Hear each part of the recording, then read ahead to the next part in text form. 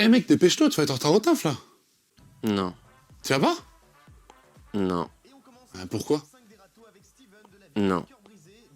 T'as besoin de repos toi. Ouais. Je vais te laisser du coup. Ouais. Bonne journée. Non.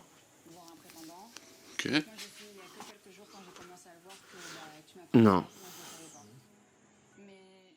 Bonjour, c'est Robin. Alors, je sais pas si vous l'avez deviné, mais du coup aujourd'hui on va parler de burn-out. Est-ce que vous connaissez le burn-out? Vous savez, ce phénomène d'épuisement professionnel causé par un excès de travail, de stress et un manque de considération.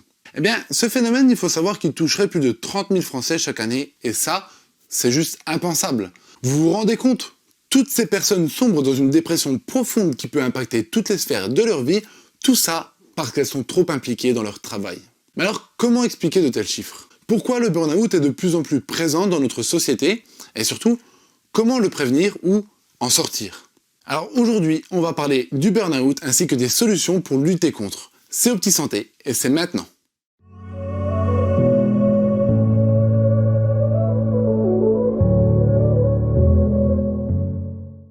Alors déjà, qu'est-ce que le burn-out? Eh bien, le burn-out est considéré par l'Organisation mondiale de la santé comme un symptôme d'un stress chronique lié au travail qui n'a pas été correctement géré. Bon, on est d'accord, c'est un petit peu léger comme définition par rapport aux symptômes que ça peut apporter.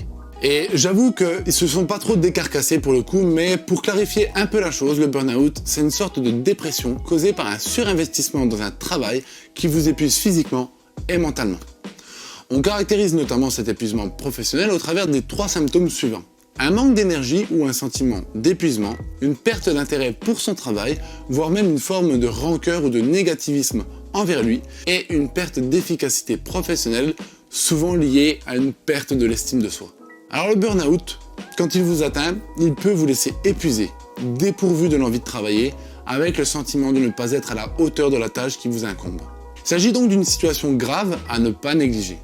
Mais qu'est-ce qui peut expliquer que certaines personnes parviennent à sentir ce phénomène s'approcher et donc de s'arrêter à temps, alors que d'autres ne le voient clairement pas venir? Eh bien cela peut provenir de notre personnalité. Et c'est d'ailleurs ce qu'on va voir dans le prochain point.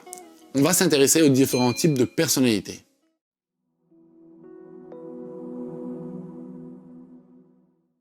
Alors vous avez peut-être pensé quel est le rapport entre la personnalité et le burn-out?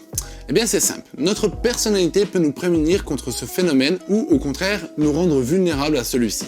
En effet, nous avons tous développé à travers notre éducation et nos expériences un ensemble de croyances. Et ces croyances ont contribué à construire notre personnalité, nous dotant au passage de forces et de faiblesses. Le problème est que certaines forces, largement valorisées dans le domaine du travail, peuvent également se retourner contre nous lorsqu'elles sont présentes en excès dans notre personnalité.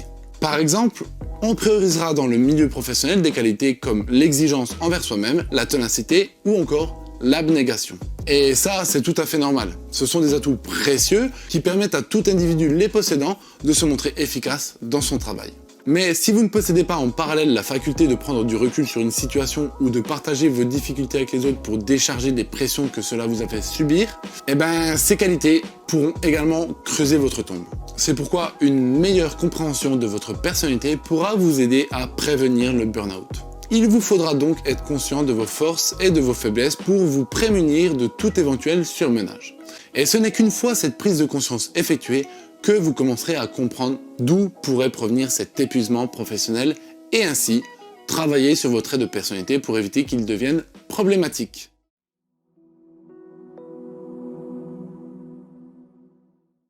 Qui n'a jamais entendu quelqu'un dire « j'en ai marre, je ramène toujours du travail à la maison, j'ai l'impression de ne plus avoir de vie ». Eh bien, faut savoir que beaucoup de personnes sont dans ce cas de figure. Et je suppose que si vous ramenez du travail à la maison, c'est sûrement parce que vous avez envie de terminer la tâche que vous aviez commencée.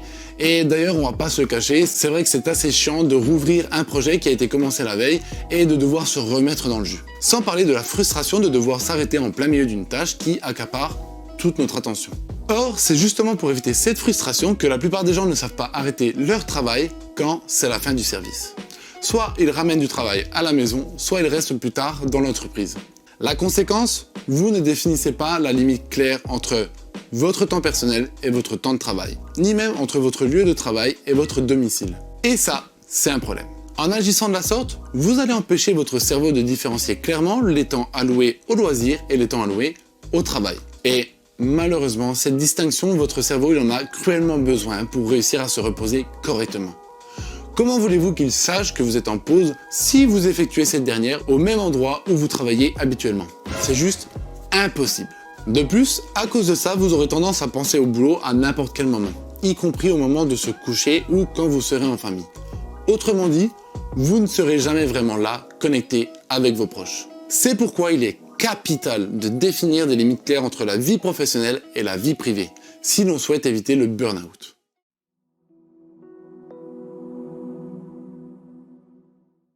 Cela vous est-il déjà arrivé de rendre service à quelqu'un alors que de base vous n'en aviez pas forcément envie, mais de ne pas oser lui dire non? Alors cela peut paraître anodin, mais le simple fait d'accepter quelque chose que vous ne voulez pas faire, simplement parce qu'on vous le demande, peut générer une grande frustration et du stress. Peut-être qu'il vous arrive de dire oui pour faire plaisir, par peur de décevoir ou encore pour éviter le conflit. Mais dans tous les cas, le résultat sera le même. Votre corps tout entier va entrer en résistance contre cette décision. De plus, accepter quelque chose équivaut généralement à s'imposer une tâche supplémentaire dont on se serait bien passé. Pour donner un exemple au niveau professionnel, cela peut être de respecter une deadline irréaliste qui vous oblige à travailler jusque tard le soir et de négliger tous les autres aspects de votre vie. De plus, l'incapacité à refuser quelque chose peut devenir une source d'émotions négatives comme la colère, la frustration ou encore la culpabilité. Car oui, on se sent bien souvent coupable de ne pas avoir su dire non. C'est pourquoi vous devez apprendre à maîtriser cette capacité. Comme n'importe quelle compétence, elle peut être améliorée avec de l'entraînement. Commencez simplement par dire non aux sollicitations les plus basiques sans vous énerver ni chercher à vous justifier. Cela vous permettra de progressivement prendre assez d'assurance pour dire non dans des cadres plus compliqués où il faudra de l'aplomb pour s'imposer.